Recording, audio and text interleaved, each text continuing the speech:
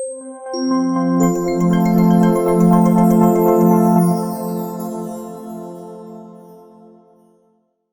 what I want to run through is setting up a campaign and triggers. So with your campaigns, they're built via 3 different parts, which all sit within the campaign section of the hub.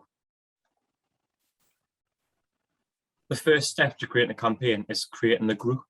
So the group is the people or members that you want to send it out to. So in terms of this, you can create a new group or you can reuse groups that you've already got created in there. So for example, an active members group is probably one that you'll reuse over and over. For a new group, select on the new group and the group name.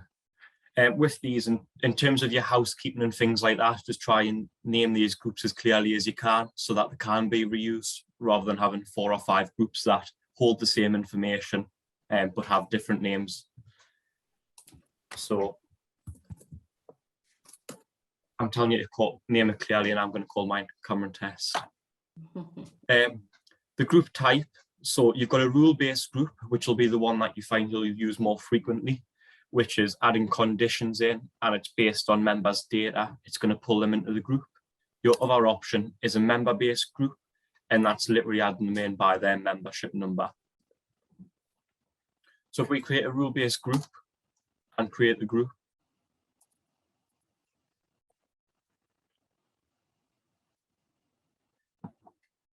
you're then taken through to start adding in the conditions. With the conditions, there's hundreds of these, and the best way to use it is using this search bar at the top. So if you're looking for a rule based on savings, just simply start typing savings, and it's going to filter out anything that's not relevant. In this case, let's have a look at savings total balance. So if you select that condition, you then pick the rule. So is not, is more than or equal to, or less than or equal to. In this case, I'm going to look for someone that's got savings of more than or equal to £50. So what we've got here at first glance is someone, any member that's got a savings balance of more than or equal to £50. You could then look at their loans. And again, just type in loans in there and it'll filter down all the rules that are linked to loans. Let's look at loans active number of, and in this case, I want someone that doesn't have an active loan. So I'm going to go is 0. And now by using 2 conditions, we've managed to get someone that hasn't got a loan, but has got £50 or more in their savings. That's just a simple example. You can add as many conditions as you want to into a group. And with a group, you can do a member count to look at how many members are within this. So on our test site, obviously, there's only 14 people in here. And you can member count at any time. So you can see that when you add in one condition, how many people are dropping out based on that condition. Okay, so that's it for the group. So that's the first point there, grabbing the people that you want to send it out to. So then, of course, just save that. And if you close the group, what you've then got at the next step of this page is you can go to campaigns, which will just take you back to that campaign screen and allow you to move on to the next step. And in terms of the next step, what you want to be doing is creating the template, whether that be an email or an SMS. If we start off by having a look at an email, which is the most commonly used because there's more functionality within this. And if we create a new template,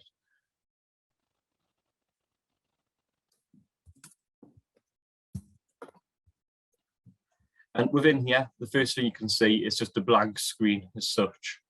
If you preview that, what you can see is that it's going to be pre-filled with your logo, contact details, and footers within there, all of which you can edit within your organization settings within the hub. When you want to edit this and change the wording, you need to close a preview. You can't edit while that preview is open. So if you close that off, what you can then see is these edit buttons appear. You can remove sections by using the cross, and down the left-hand side, you can see this is where you can add extra sections, such as images. Again, with an image, if you click the image button, you can see any images that you've previously uploaded within here to add, or you can add a new image there and then. Other sections you've got are things like text left, image right, which allows you to filter it more like a newsletter or a news article.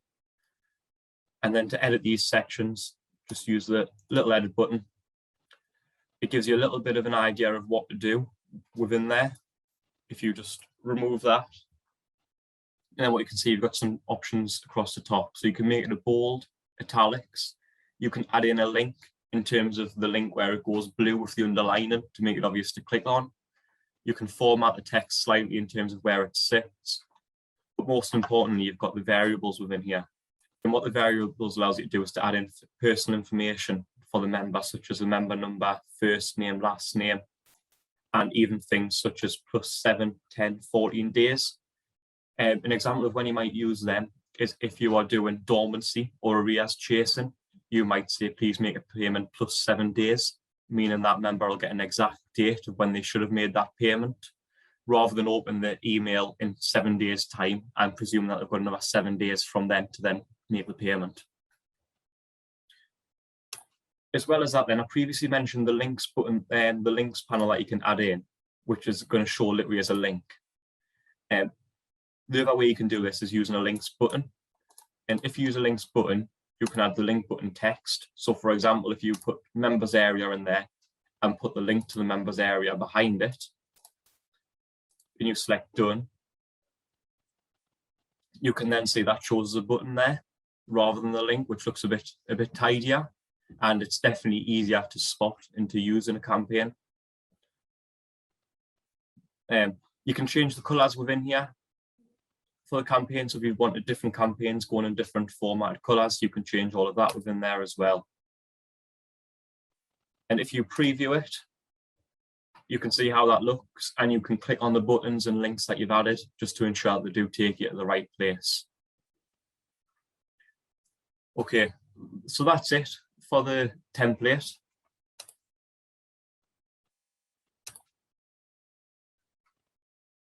I'll quickly jump into an SMS, which you can see down the left-hand side. These are all the options that sit within campaigns. So if you go on a text message, and let's just have a look at one of these templates that's already created.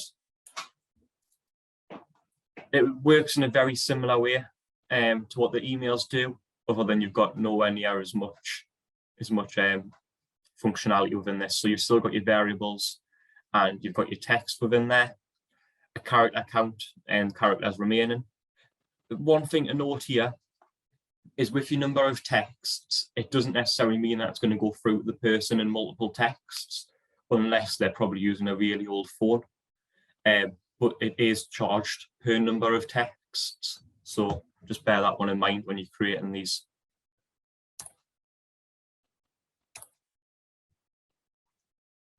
Okay, so the final step for a campaign then is what we've done so far is you've created the group in terms of the people that you want to send it to. You've created a template in terms of what you want to send them. Finally, it's going to the schedule and pulling those two things together and seeing when you want to send it. So within the schedule screen, what you can see is you can see all previous messages that are set up. So I can see these are my sales and marketing, when they're due to repeat and when they were last sent. And you can see that for the different sections, so your service or your loans, the AGM, etc. So a new campaign. Again, just try and make sure you name these as clearly as you can. It'll just make your life easier in the long run. The group, it just gives you a drop down all of your groups. So just use the group that you've created with the right members. Communication category. So out of the majority of the time here, you're going to be using your sales and marketing or your service rather than the other two. With sales and marketing, that's fine. If you click on service, you can see you get this ignore communication preferences underneath. If you turn that on, it means that no matter if they've said they prefer a text to an email, they're going to get it anyway if you've chose email, because you've got the right to tell them about service emails. Campaign type then, if you select email, in this template section, it's just going to give you all of your email templates, and vice versa for a text. So if you select the correct template in there. The email subject line, this is always the bit that I say I hate the most, because it's best to be as cringy and as enticing as you can in here to get people to actually click into it. So I hope you've got a better imagination than what I do. And then finally, the repetition. So this is the important part as such within here. This is actually when you're going to send it out. So manually, if you select manual, what it's going to do is it's going to put it into that list that I previously showed you with the 4 sections, and you literally click send when you want it to go. With once, you can pick the date and time that you want this campaign to go out. Daily, again, you can pick the first date that it goes out and then the time that it's sent. Weekly, you pick the day of the week, and then you've got the same following options. And then for monthly, it's the same again with the extension of the week. The good thing about this, and the way to think of it, I would say, is when you're looking at sending out this messaging. So for example, if you're sending out dormancy chasing on a Wednesday afternoon, you may pick a Wednesday afternoon because you know you've got more staff members than what you would on a Tuesday or a Thursday. So just bear that in mind when you go to send these out. Okay, and then the final step is, once you've filled out all of those sections, make sure that it's ticked as active and save it. Okay, so that's it for a campaign. I'm going to quickly jump on and show the difference between a campaign and a trigger.